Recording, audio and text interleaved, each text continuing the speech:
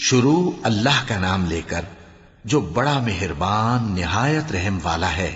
سب تعریف اللہ ہی کو ہے جس نے اپنے محبوب بندے محمد صلی اللہ علیہ وآلہ وسلم پر یہ کتاب نازل کی اور اس میں کسی طرح کی کجی اور پیچیدگی نہ رکھی، بلکہ سیدھی اور سلیس اتاری تاکہ لوگوں کو عذاب سخت سے جو اس کی طرف سے آنے والا ہے ڈرائے، اور مومنوں کو جو نیک عمل کرتے ہیں خوشخبری سنائے کہ ان کے لیے ان کے کاموں کا نیک بدلہ یعنی بہشت ہے جس میں وہ ہمیشہ رہیں گے، اور ان لوگوں کو بھی ڈرائے جو کہتے ہیں کہ اللہ نے کسی کو بیٹا بنا لیا ہے۔ ان کو اس بات کا کچھ بھی علم نہیں اور نہ ان کے باپ دادا ہی کو تھا۔ یہ بڑی سخت بات ہے جو ان کے منہ سے نکلتی ہے، اور کچھ شک نہیں کہ یہ جو کچھ کہتے ہیں محض جھوٹ ہے۔ اے پیغمبر، اگر یہ اس کلام پر ایمان نہ لائیں تو شاید تم ان کے پیچھے رنج کر کر کے اپنے تئیں ہلاک کر دو گے۔ جو چیز زمین پر ہے ہم نے اس کو زمین کے لیے زینت بنایا ہے تاکہ لوگوں کی آزمائش کریں کہ ان میں کون اچھے عمل کرنے والا ہے، اور جو چیز زمین پر ہے ہم اس کو نابود کر کے بنجر میدان کر دیں گے۔ کیا تم خیال کرتے ہو کہ غار اور لوح والے ہماری نشانیوں میں سے عجیب تھے؟ جب وہ نوجوان غار میں جا رہے تو کہنے لگے کہ اے ہمارے پروردگار، ہم پر اپنے ہاں سے رحمت نازل فرما اور ہمارے کام میں درستی کے سامان مہیا کر۔ تو ہم نے غار میں کئی سال تک ان کے کانوں پر نیند کا پردہ ڈالے رکھا، یعنی ان کو سلائے رکھا، پھر ان کو جگا اٹھایا تاکہ معلوم کریں کہ جتنی مدت وہ غار میں رہے دونوں جماعتوں میں سے اس کی مقدار کس کو خوب یاد ہے۔ ہم ان کے حالات تم سے صحیح صحیح بیان کرتے ہیں۔ وہ کئی نوجوان تھے جو اپنے پروردگار پر ایمان لائے تھے، اور ہم نے ان کو اور زیادہ ہدایت دی تھی، اور ان کے دلوں کو مربوط یعنی مضبوط کر دیا۔ جب وہ اٹھ کھڑے ہوئے تو کہنے لگے کہ ہمارا پروردگار آسمانوں اور زمین کا مالک ہے، ہم اس کے سوا کسی کو معبود سمجھ کر نہ پکاریں گے۔ اگر ایسا کیا تو اس وقت ہم نے بے عقلی کی بات کی۔ ان ہماری قوم کے لوگوں نے اس کے سوا اور معبود بنا رکھے ہیں، بھلا یہ ان کے معبود ہونے پر کوئی کھلی دلیل کیوں نہیں لاتے؟ تو اس سے زیادہ کون ظالم ہے جو اللہ پر جھوٹ باندھے؟ اور جب تم نے ان مشرکوں سے اور جن کی یہ اللہ کے سوا عبادت کرتے ہیں ان سے کنارہ کر لیا ہے تو غار میں چل رہو، تمہارا پروردگار تمہارے لیے اپنی رحمت وسیع کر دے گا اور تمہارے کاموں میں آسانی کے سامان مہیا کرے گا۔ اور جب سورج نکلے تو تم دیکھو کہ دھوپ ان کے غار سے داہنی طرف سمٹ جائے، اور جب غروب ہو تو ان سے بائیں طرف کترا جائے، اور وہ اس غار کے کشادہ حصے میں تھے۔ یہ اللہ کی نشانیوں میں سے ہیں، جس کو اللہ ہدایت دے وہ ہدایت یاب ہے، اور جس کو گمراہ رہنے دے تو تم اس کے لیے کوئی دوست راہ بتانے والا نہ پاؤ گے۔ اور تم ان کے متعلق خیال کرو کہ وہ جاگ رہے ہیں حالانکہ وہ سوتے ہیں،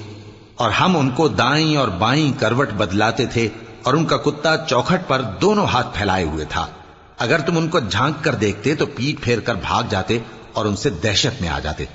اور اسی طرح ہم نے ان کو اٹھایا تاکہ آپس میں ایک دوسرے سے دریافت کریں۔ ایک کہنے والے نے کہا کہ تم یہاں کتنی مدت رہے؟ انہوں نے کہا کہ 1 دن یا اس سے بھی کم۔ انہوں نے کہا کہ جتنی مدت تم رہے ہو تمہارا پروردگار ہی اس کو خوب جانتا ہے، تو اپنے میں سے کسی کو یہ روپیہ دے کر شہر بھیجو، وہ دیکھے کہ نفیس کھانا کون سا ہے تو اس میں سے کھانا لے آئے، اور احتیاط سے آئے جائے اور تمہارا حال کسی کو نہ بتائے۔ اگر وہ تم پر دسترس پا لیں گے تو تمہیں سنسار کر دیں گے یا پھر اپنے مذہب میں داخل کر لیں گے، اور اس وقت تم کبھی فلاح نہیں پاؤ گے۔ اور اسی طرح ہم نے لوگوں کو ان کے حال سے خبردار کر دیا تاکہ وہ جانیں کہ اللہ کا وعدہ سچا ہے، اور یہ کہ قیامت جس کا وعدہ کیا جاتا ہے اس میں کچھ شک نہیں۔ اس وقت لوگ ان کے بارے میں باہم جھگڑنے لگے اور کہنے لگے کہ ان کے غار پر عمارت بنا دو۔ ان کا پروردگار ان کے حال سے خوب واقف ہے۔ جو لوگ ان کے معاملے میں غلبہ رکھتے تھے وہ کہنے لگے کہ ہم ان کے غار پر مسجد بنائیں گے۔ بعض لوگ اٹکل پچو کہیں گے کہ وہ 3 تھے اور چوتھا ان کا کتا تھا، اور بعض کہیں گے کہ وہ 5 تھے اور چھٹا ان کا کتا تھا، اور بعض کہیں گے کہ وہ 7 تھے اور 8واں ان کا کتا تھا۔ کہہ دو کہ میرا پروردگار ہی ان کے شمار سے خوب واقف ہے، ان کو جانتے بھی ہیں تو تھوڑے ہی لوگ جانتے ہیں۔ تو تم ان کے معاملے میں بحث نہ کرنا مگر سرسری سی بحث، اور نہ ان کے بارے میں ان میں سے کسی سے کچھ دریافت ہی کرنا، اور کسی کام کی نسبت نہ کہنا کہ میں اسے کل کر دوں گا، مگر انشاءاللہ کہہ کر، یعنی اگر اللہ چاہے تو کر دوں گا۔ اور جب اللہ کا نام لینا بھول جاؤ تو یاد آنے پر لے لو، اور کہہ دو کہ امید ہے کہ میرا پروردگار مجھے اس سے بھی زیادہ ہدایت کی باتیں بتائے۔ اور اصحاب کہف اپنے غار میں 9 اوپر 300 سال رہے۔ کہہ دو کہ جتنی مدت وہ رہے اسے اللہ ہی خوب جانتا ہے، اسی کو آسمانوں اور زمین کی پوشیدہ باتیں معلوم ہیں، وہ کیا خوب دیکھنے والا اور کیا خوب سننے والا ہے۔ اس کے سوا ان کا کوئی کارساز نہیں، اور نہ وہ اپنے حکم میں کسی کو شریک کرتا ہے۔ اور اپنے پروردگار کی کتاب کو جو تمہارے پاس بھیجی جاتی ہے پڑھتے رہا کرو، اس کی باتوں کو کوئی بدلنے والا نہیں، اور اس کے سوا تم کہیں پناہ بھی نہیں پاؤ گے۔ اور جو لوگ صبح و شام اپنے پروردگار کو پکارتے اور اس کی خوشنودی کے طالب ہیں، ان کے ساتھ صبر کرتے رہو، اور تمہاری نگاہیں ان میں سے گزر کر اور طرف نہ دوڑیں کہ تم دنیاوی زندگی کی رونقوں کے خواستگار ہو جاؤ۔ اور جس شخص کے دل کو ہم نے اپنی یاد سے غافل کر دیا ہے اور وہ اپنی خواہش کی پیروی کرتا ہے اور اس کا کام حد سے بڑھ گیا ہے، اس کا کہا نہ ماننا۔ اور کہہ دو کہ لوگو یہ قرآن تمہارے پروردگار کی طرف سے برحق ہے، تو جو چاہے ایمان لائے اور جو چاہے کافر رہے۔ ہم نے ظالموں کے لیے دوزخ کی آگ تیار کر رکھی ہے جس کی قناتیں ان کو گھیر رہی ہوں گی، اور اگر فریاد کریں گے تو ایسے کھولتے ہوئے پانی سے ان کی داد رسی کی جائے گی جو پگھلے ہوئے تانبے کی طرح گرم ہوگا اور جو ان کے چہروں کو بھون ڈالے گا۔ ان کے پینے کا پانی بھی برا اور آرام گاہ بھی بری۔ اور جو ایمان لائے اور کام بھی نیک کرتے رہے تو ہم نیک کام کرنے والوں کا اجر ضائع نہیں کرتے۔ ایسے لوگوں کے لیے ہمیشہ رہنے کے باغ ہیں جن میں ان کے محلوں کے نیچے نہریں بہ رہی ہیں، ان کو وہاں سونے کے کنگن پہنائے جائیں گے، اور وہ باریک دیبا اور اطلس کے سبز کپڑے پہنا کریں گے،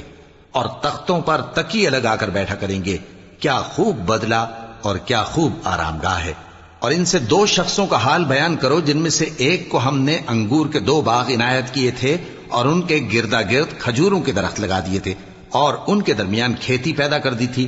دونوں باغ کثرت سے پھل لاتے اور اس کی پیداوار میں کسی طرح کی کمی نہ ہوتی، اور دونوں میں ہم نے ایک نہر بھی جاری کر رکھی تھی،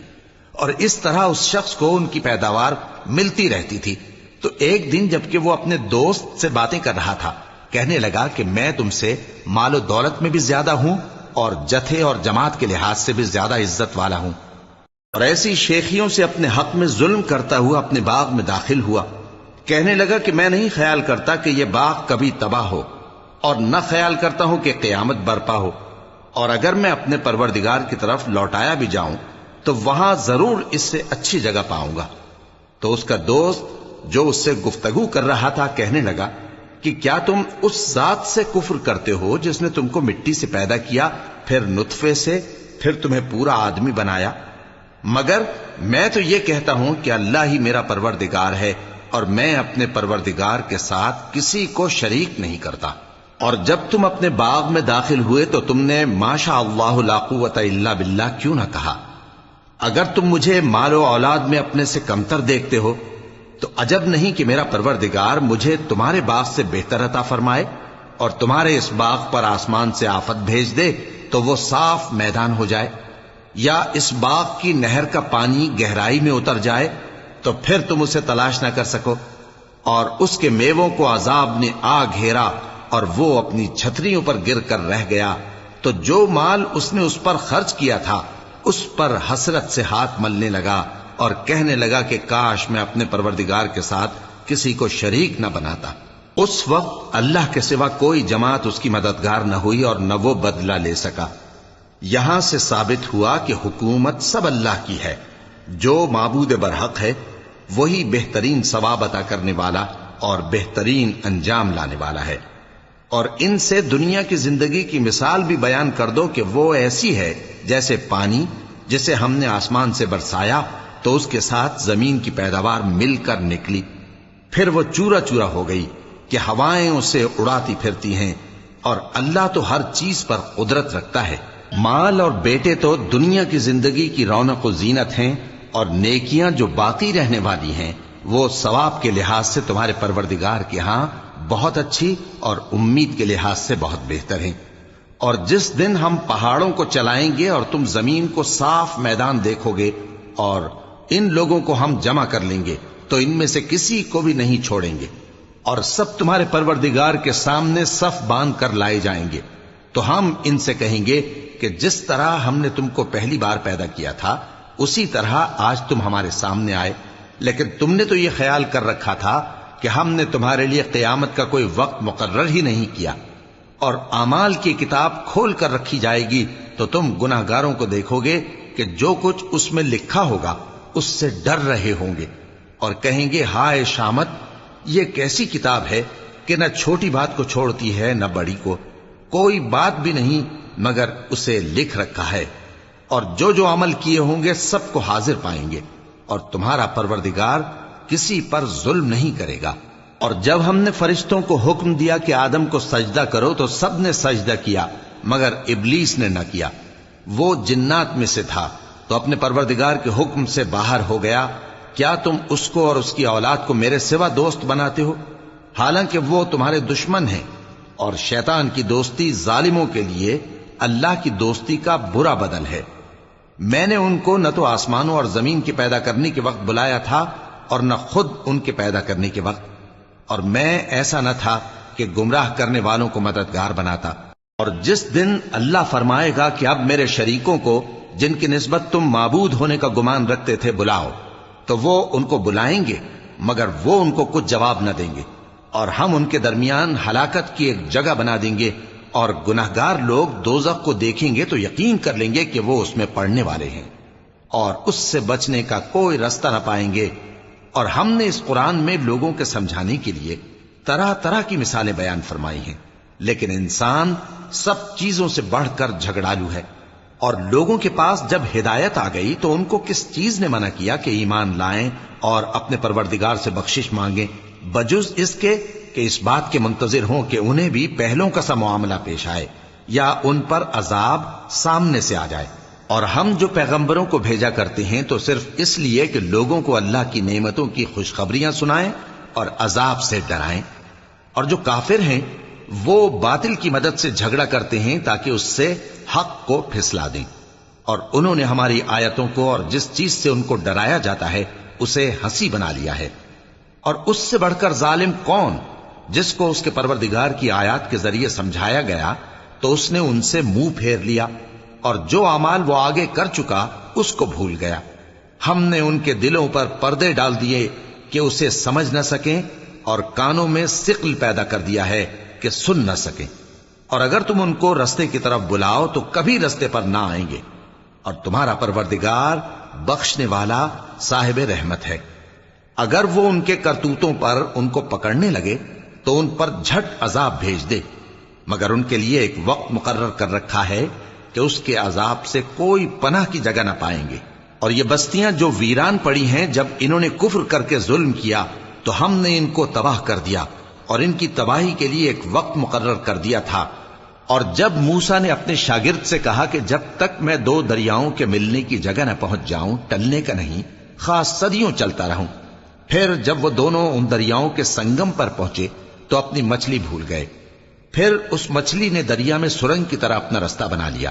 جب آگے چلے تو موسیٰ نے اپنے شاگرد سے کہا کہ ہمارا کھانا لاؤ، اس سفر سے ہم کو بہت تکان ہو گئی ہے۔ اس نے کہا کہ بھلا آپ نے دیکھا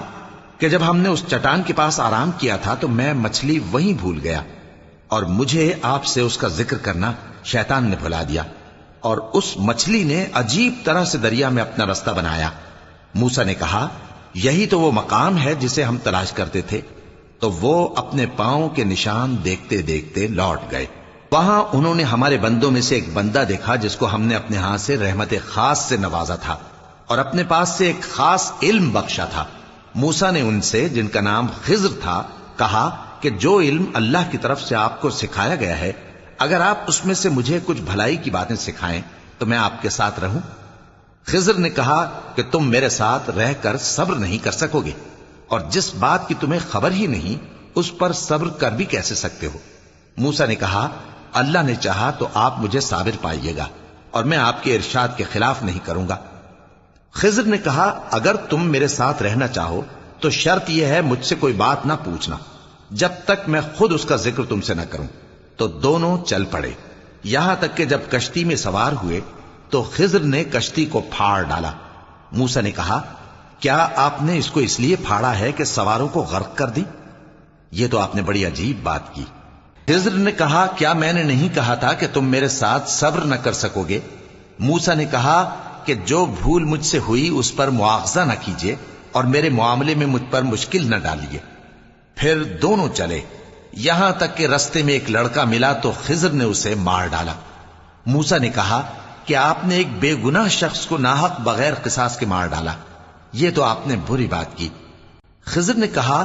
کیا میں نے نہیں کہا تھا کہ تم سے میرے ساتھ صبر نہیں ہو سکے گا؟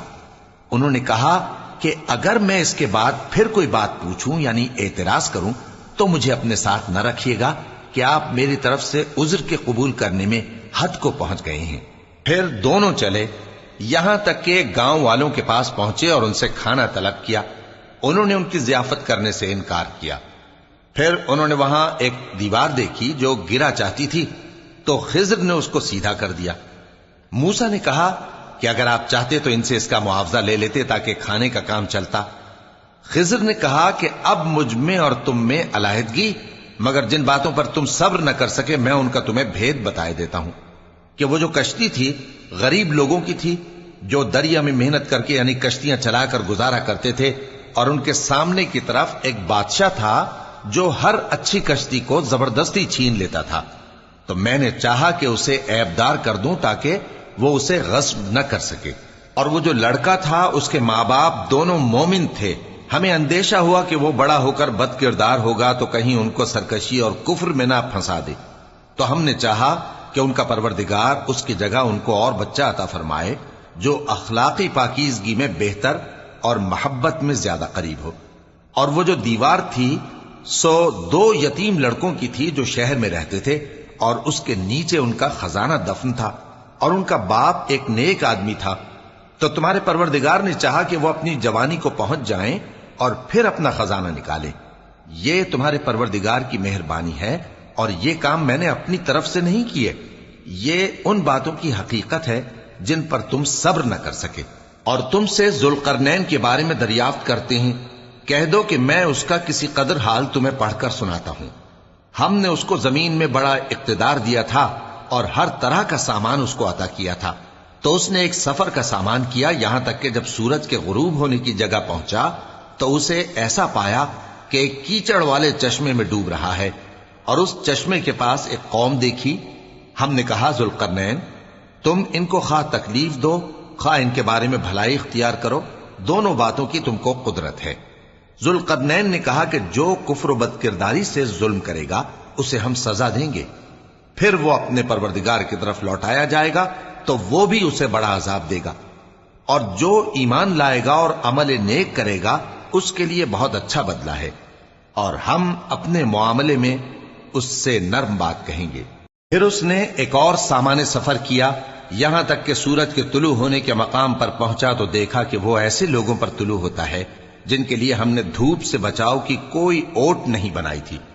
حقیقت یوں ہی تھی، اور جو کچھ اس کے پاس تھا ہم کو سب کی خبر تھی۔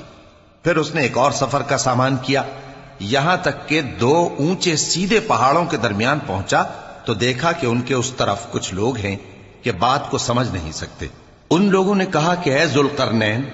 یاجوج اور ماجوج اس علاقے میں فساد کرتے رہتے ہیں، بھلا ہم آپ کے لیے خرچ کا انتظام کر دیں کہ آپ ہمارے اور ان کے درمیان ایک دیوار کھینچ دیں۔ ذوالقرنین نے کہا کہ خرچ کا جو مقدور اللہ نے مجھے بخشا ہے وہ بہت اچھا ہے، تم مجھے قوت بازو سے مدد دو، میں تمہارے اور ان کے درمیان ایک مضبوط رکاوٹ بنا دوں گا۔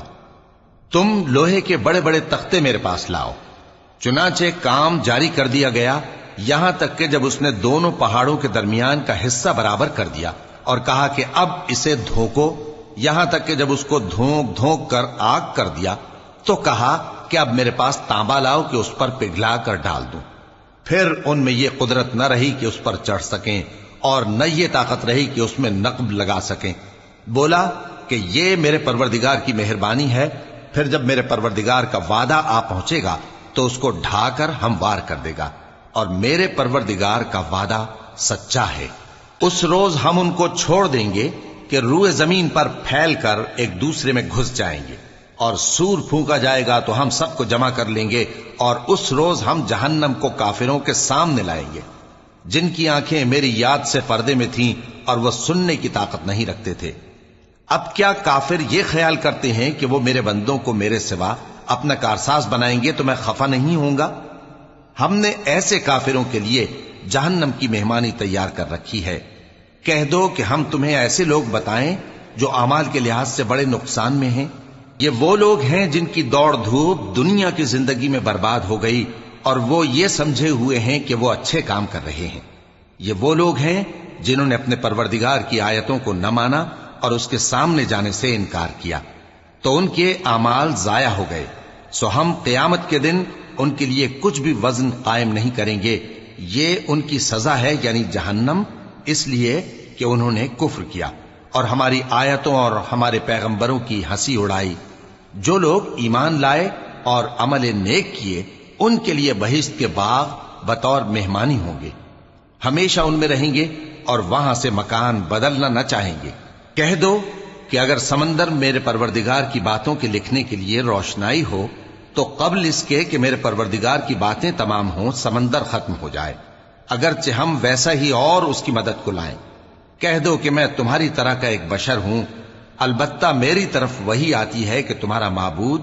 وہی ایک معبود ہے۔ تو جو شخص اپنے پروردگار سے ملنے کی امید رکھے چاہیے کہ عمل نیک کرے اور اپنے پروردگار کی عبادت میں کسی کو شریک نہ بنائے۔